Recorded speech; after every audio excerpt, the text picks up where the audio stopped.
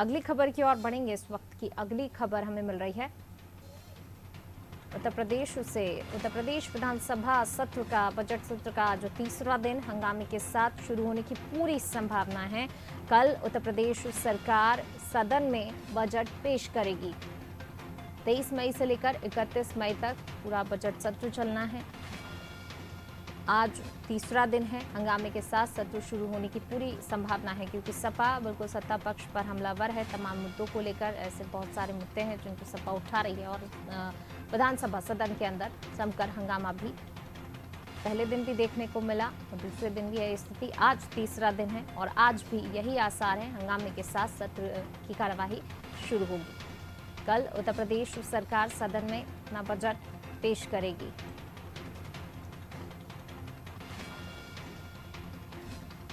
तो यूपी विधानसभा का बजट सत्र का आज तीसरा दिन बजट सत्र चल रहा है, 23 मई से लेकर 31 मई तक। और आज बजट सत्र का तीसरा दिन है। कल उत्तर प्रदेश सरकार सदन में बजट पेश करेगी।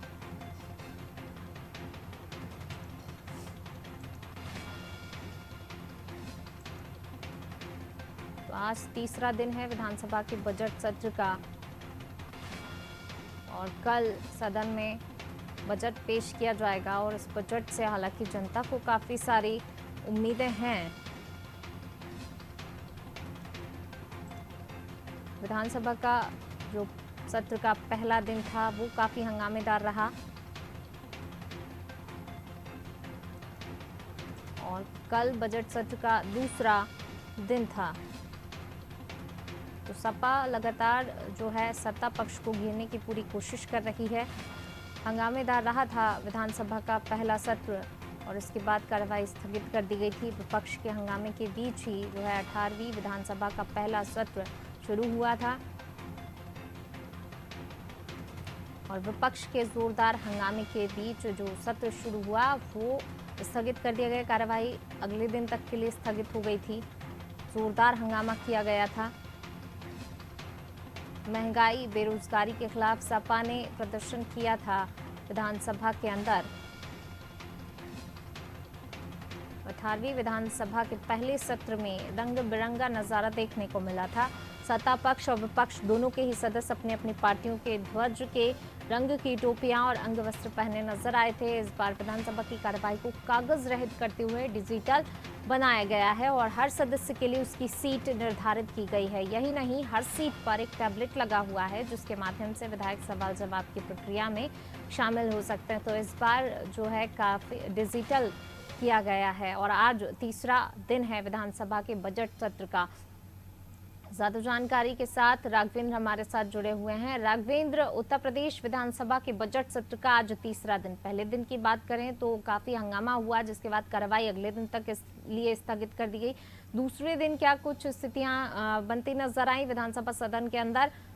और आज तीसरा दिन, तो आज क्या कुछ हो सकता है? लगातार हम देख रहे हैं कि सपा जो है महंगाई बेरोजगारी और भी अन्य मुद्दों को लेकर सत्ता पक्ष को घेरने की पूरी तैयारी करके बैठी है। पहले से रणनीति बनाई गई और हमलावर भी दिखाई दे रही है सत्ता पक्ष पर। हाँ, कल देखा गया कि किस तरह से समाजवादी पार्टी या विपक्ष का रोल रहा। वो पहले दिन भी वो अपना आक्रामक रवैया दिखा चुके थे कि जिस तरह से उन्होंने तख्ती लेके सदन के अंदर वो प्रवेश किए, टोपी लगाकर भी, हालांकि दोनों पक्ष के लोग बैठे हुए थे, और बेल में उतर कर विरोध किए। जिस समय राज्यपाल महोदया का अभिभाषण जारी था उस समय भी हो हल्ला हो रहा था। जब दूसरा दिन आया, मुख्यमंत्री योगी आदित्यनाथ ने कई विषयों पर अपनी बात रखी। उस समय भी कहीं न कहीं विपक्ष के जो नेता थे, जो वहाँ पे विधायक हैं, उनका हंगामा जारी रहा। और आज ये तीसरा दिन है और तीसरा दिन भी आज कहीं न कहीं महत्वपूर्ण चर्चा होनी है और कुछ जो विधेयक हैं, बिल हैं, उन पर भी चर्चा होनी है।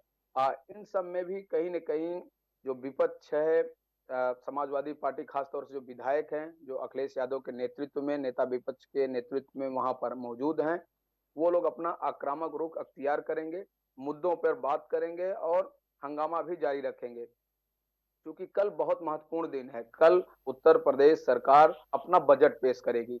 एक बड़ा बजट है, लगभग 6.5 लाख करोड़ रुपए का बजट होगा।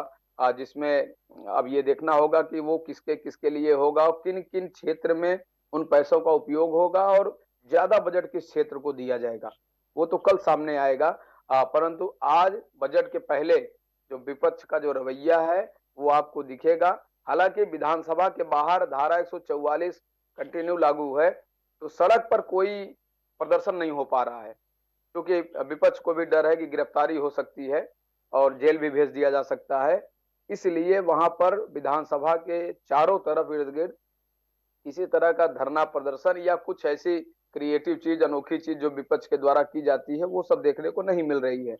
लेकिन सदन के अंदर तो विपक्ष अपना पूरा रोल निभाएगा और जिसकी उम्मीद सब कर रहे हैं कि सपा शांत नहीं बैठेगी, और वो चीज आपको सदन में दिखेगा। कल भी विधानसभा की जो तस्वीर नजर आई, सपा प्रमुख अखिलेश यादव ने कानून व्यवस्था का मुद्दा उठाया, योगी आदित्यनाथ ने खुद इसका जवाब दिया।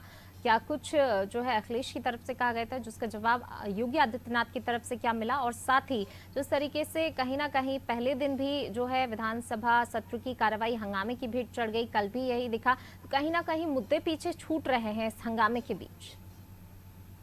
हाँ, कल अखिलेश यादव ने एक बहुत ही महत्वपूर्ण मुद्दों पर अपनी बात रखी, जैसे कि बच्चों की जो ड्रेस होती है, उन्होंने ड्रेस के क्वालिटी को लेकर सदन में अपनी बात रखी और उन्होंने कहा कि आप बताइए कि ये ड्रेस कहाँ मिलेगी, किस मार्केट में मिलेगी और किस दुकान पे मिलेगी, जहाँ पे एक आम नागरिक जाके इतने पैसों में उस ड्रेस को खरीद सके।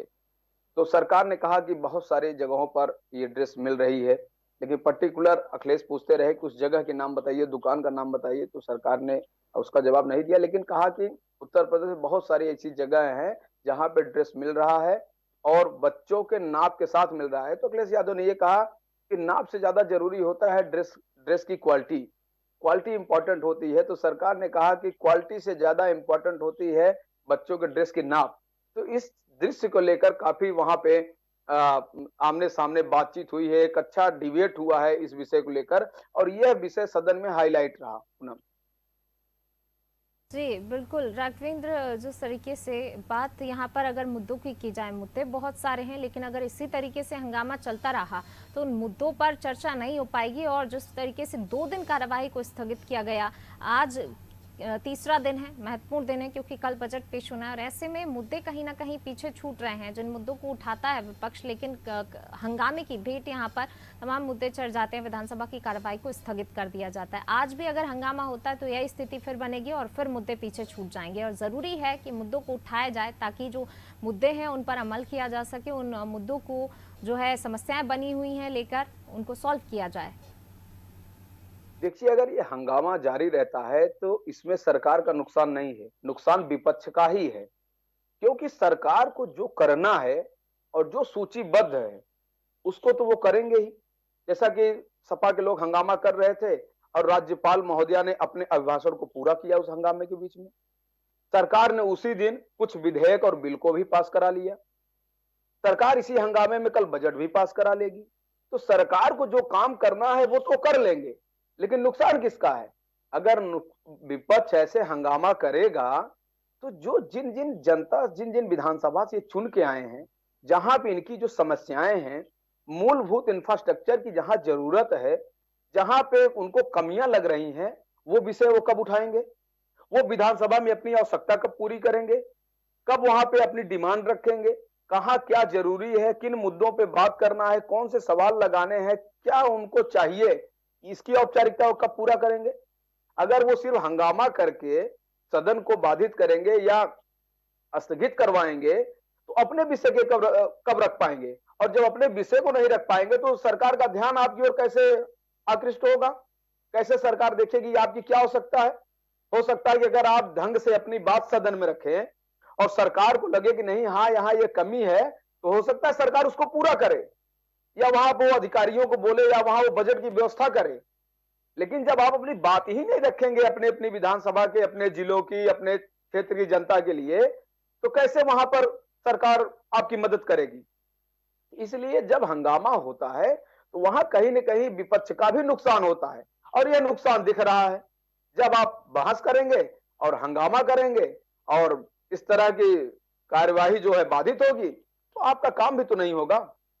जरूर आप मीडिया में बने रहेंगे, चर्चा में बने रहेंगे, लेकिन इससे जनता का भला होने नहीं जा रहा है।